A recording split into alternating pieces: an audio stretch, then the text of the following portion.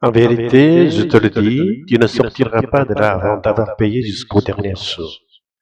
La prison terrestre. La prison est un lieu destiné à isoler le criminel de la société pour qu'il ne nuise plus, et en espérant qu'il se repente et se réforme, devenant ainsi un homme nouveau. Elle est donc conçue comme un passage vers une réinsertion. En coréen, on l'appelle officiellement Kyoto-so, lieu de rééducation, ce qui souligne cette finalité.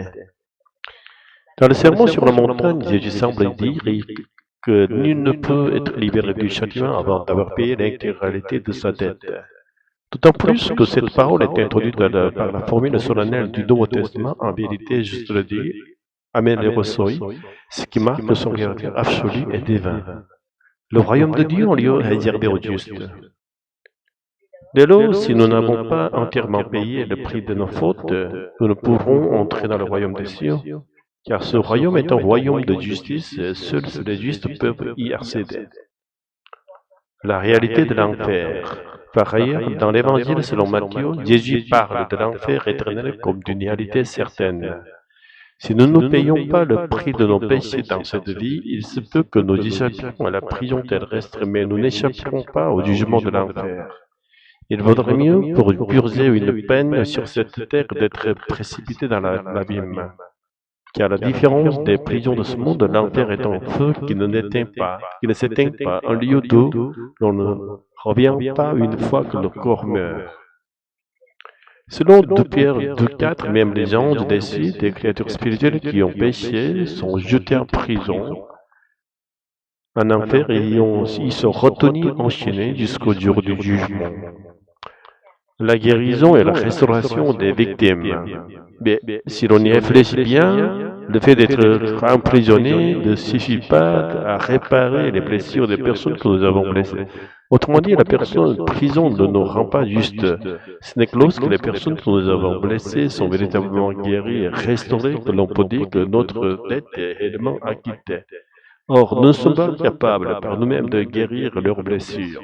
C'est pourquoi un sentiment de culpabilité profond reste tapis dans un coin de notre conscience.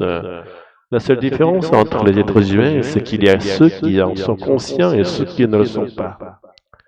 Le Saint-Esprit, quant à lui, met en lumière les péchés enfouis dans notre inconscient et nous plonge dans un sentiment de culpabilité non pour nous accuser, mais pour nous guérir. Car aucune guérison n'est possible si la blessure n'est pas mise au jeu. Pendant que nous vivions sur cette terre, chacun à ses degrés divers, que ce soit volontairement ou involontairement, fait du mal à autrui. Certains en prennent conscience, d'autres non, mais nul n'est exempt de cette réalité. C'est pourquoi nous sommes tous des pécheurs promis à l'enfer, des pécheurs qui ont contracté une dette impossible à rembourser. Le pardon et la justification par grâce.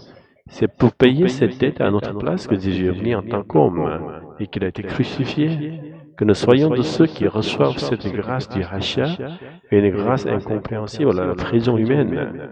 Ce n'est que par le Saint-Esprit que nous pouvons y accéder. Ce n'est pas une vérité que l'on comprend avec la tête, mais une grâce que l'on saisit spirituellement avec le cœur.